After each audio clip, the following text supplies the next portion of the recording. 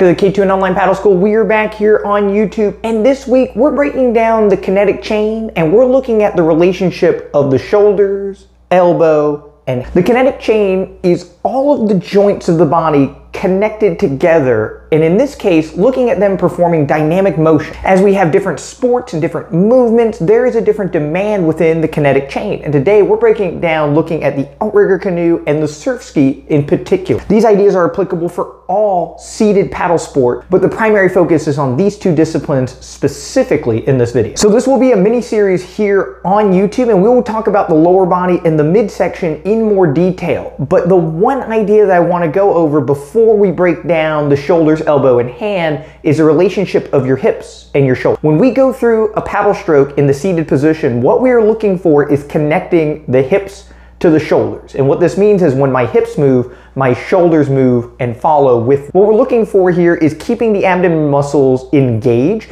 meaning that these midline muscles being tight allows this connection of the spinal cord from the shoulder to the hips to be complete. It is a common mistake to move your hips and your hips move and your hands don't follow. When I tighten my abdomen and sit with good posture, when I move my hips, my hands move because my shoulders are moving. And inversely, if your shoulders move and your hips are not moving, it means that you are working exclusively from the midline of your torso, and these muscles here are much weaker than your hips and your legs.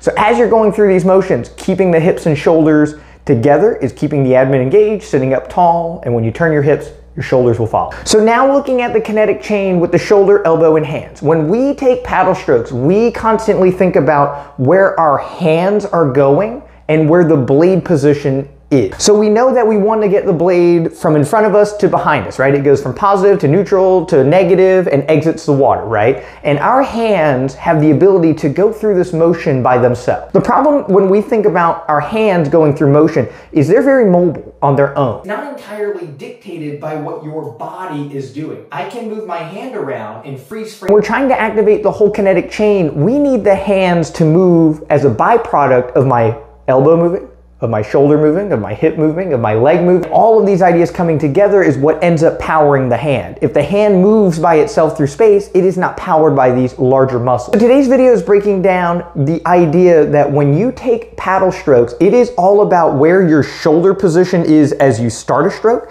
and where your shoulder positions end as you complete the stroke.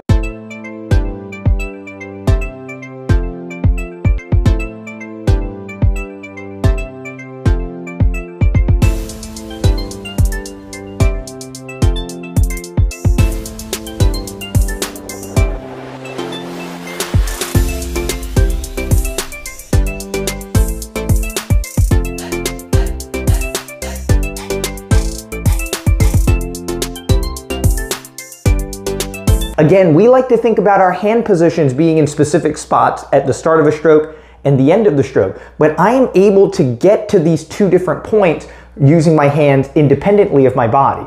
If we think about where the shoulder position is at the start of the stroke and where it is at the end of the stroke, the hands are going to move as a byproduct of that. So now your hands are not working independently of the larger parts of your kinetic chain. So as I'm going through my demonstrations here, I will have a single blade and alternate between that and a double blade. These shoulder positions that we are looking for are nearly identical, right? So try to focus on my body's position and that explanation and not so much on the tool. Again, don't get fixated on the paddle and my hands. Look at my larger parts of the kinetic chain. Look at my shoulders and my elbow position. So again, when we're looking at starting a stroke, if I just use my hands, I can get to a very specific position here, but I did not move my torso when I did this, but I'm in a proper spot despite that. And this is a problem, right? Because if we look at our hands and the paddle position, now all of a sudden I'm in a good spot to start the stroke, but these hands are working independently of my body, right? So as I go from the start of a stroke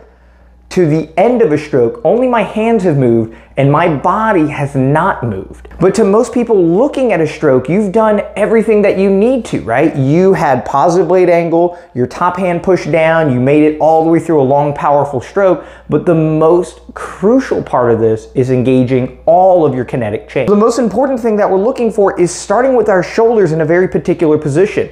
If we turn our shoulders into the stroke, now as we're starting this stroke and completing it, the movement that is found here is really the powering force of your paddle stroke. My shoulders, as I go through this swiveling and rotation motion, is going to push force into the next part of the kinetic chain, my elbows, right? So as we're going through, my elbows are going to travel through space and go through these specific motions because of the success of my shoulders, right? If my shoulders weren't moving and my elbows started moving around, it would look something like this, right? And I could get to the end of a stroke using only my elbow, but getting through here is making sure that my shoulders swivel and the elbows are going to follow. My shoulders push into the elbow. And if I'm doing this correctly, as I'm holding on to the paddle, I can now push my hands into the paddle, and the force of my elbow is powered by the force of my shoulder. So when we're looking for downward pressure, again, if I don't use my body, my top hand traveling down like so, this hits some of the cues that we're looking for, but this is improper, right? Having the shoulders turn,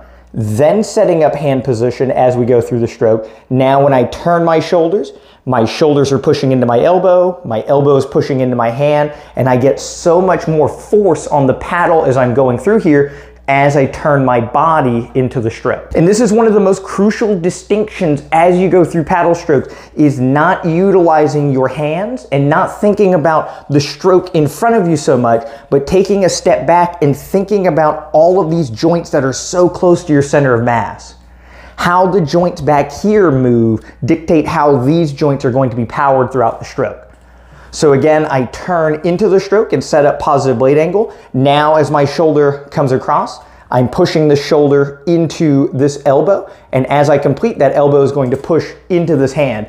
As I'm here, right, this shoulder is trying to push into this hand here, and now giving this arm a little bit of extension as the blade is in the water will give you a tremendous amount of force trying to get this little bit of elbow extension. If you don't push your shoulder towards your hand as you're doing this, it's very easy to straighten your arms out, right? So you can see people that are arm paddlers get to full arm extension effortlessly. And it should be one of the most difficult things that we do through your power phase of the stroke, is as we're going through, this shoulder pushing into this hand, there is so much force here, and you can get just a little bit more if you continue to push and complete this kinetic chain into the paddle. And when we look at pushing down on the water and downward force, as I swivel my shoulders, this shoulder is going to come across and downward like so, right? So as I start the stroke, it's a little bit higher, my shoulders are going to be more level, but as I complete it, it has traveled downward a little bit, right? Now as I look at my hands, they're both level at the start of the stroke, and now as I go through, this elbow is lower, right? Now when I incorporate all of my joints, this downward force that we're looking for on the stroke, again, does not come from the hand moving by itself. It comes from this shoulder traveling down and the elbow and hand following. The shoulder position at the start of the stroke, shoulder position at the end of the stroke. This is going to help with how you're going to feel the stroke and how you can engage all of the upper body joints and complete this kinetic chain into the paddle. So stop getting so fixated on how your hands are going through the stroke and only using your arms to go through the motion. They're hypermobile, they don't find a lot of force, and they're very easy to move. Using your larger joints is a little slower, it is more arduous. It's not about being simple. We need to make it more technically based to incorporate these larger parts of the kinetic chain to turbocharge the smaller parts. Paddling slowly and monitoring your shoulder position. When your blade tip touches the water, if your shoulders are not turned into the stroke, stop. That stroke is not as powerful as it could be, and it's not worth taking. Take a step back, make sure that you're getting into these proper positions, and then as you're completing the stroke, take the time to move properly and to feel the water. Take the time to hone your skills and make sure you're taking strokes that are worth taking. Thank you all so much for checking out the video. We have a small announcement here on some updates to the K2NOnlinePaddleSchool.com. We have updated the pricing structure on the website. The normal subscription to the videos remains unchanged. It is still $30 per month to access all of the videos on the K2NOnlinePaddleSchool.com and to confer directly with a coach with any of your questions on an ongoing basis. The only update to that is we have added a 6-month semi-annual subscription. I know a lot of people, it freezes over where you're at. You may only have a 6-month paddling season, so we now have a semi-annual subscription to help you. It comes at a reduced rate for the 6-month, and you get a free video review as well. The other update is our annual subscription has also been reduced in price, and you still get 2 free video reviews to go along with that. So if you want to subscribe for the long haul, we make sure that it is more economical going that route. The next update is to our training programs. Before, our training programs were only $20. I would sit down and write you individualized training programs for $20. That pay structure has increased to $50, but you also get full access to the K2NOnlinePaddleSchool.com to go with the training plan. So it's still the $20 value, but you do have to sign up for the $30 value of the K2NOnlinePaddleSchool.com. This also makes it easier in structuring your workouts, so we can point directly to drills, and looking at some video reviews, we can point directly